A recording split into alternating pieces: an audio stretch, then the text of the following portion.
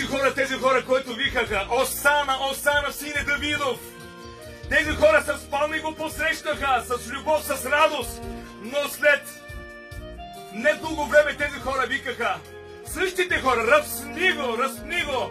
Неговите хора него го предадоха. Халелуя, Боже, ние те благодариме. И за това днешно време, скъпи мои брати и сестри, искайте силата на Святия Дух да ви подконтролира и да бъдете водени от небесният ни баща Исус Христос. Халелуя, Боже мой!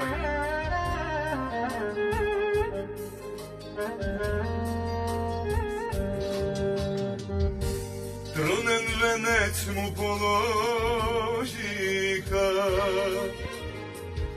с бичове го удариха, между двама престъпника Исуса размаха. Трънен венец му положиха, с бичове го удариха,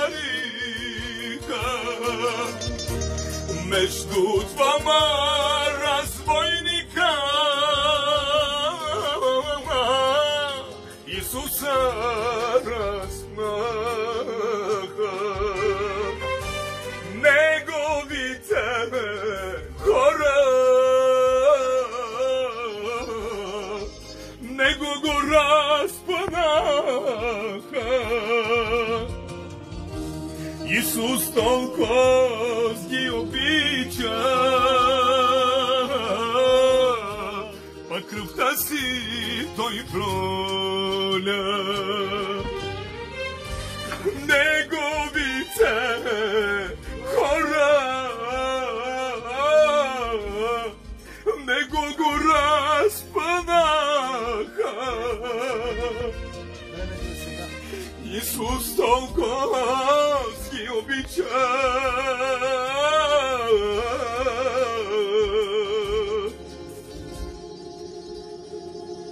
па кръвта си той проля.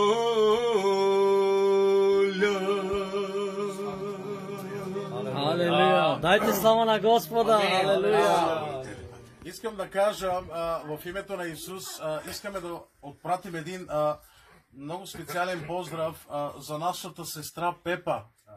Пепа, сестра ни, ако от някъде или твои близки гледат, ние величаем Господа и благодарим на Господа за тази радост, която е дошла върху тебе, върху живота ти.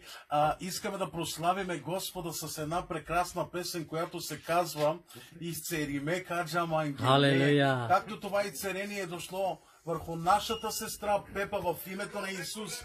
Искам да насърча тези, които по един или по друг начин боледуват, независимо от произхода на тази болест. Ако в момента преминаваш през долината на мрачната сянка, искам да ти кажа, че Господ е на една молитва разстояние.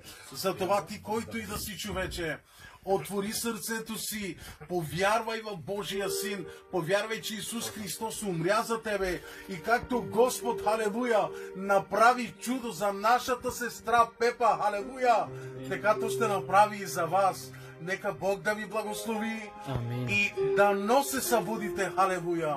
Това го пожелавам с цялото си сърце. Алелуя. Изцериме каджамангеме, халелуя. Изцериме каджамангеме,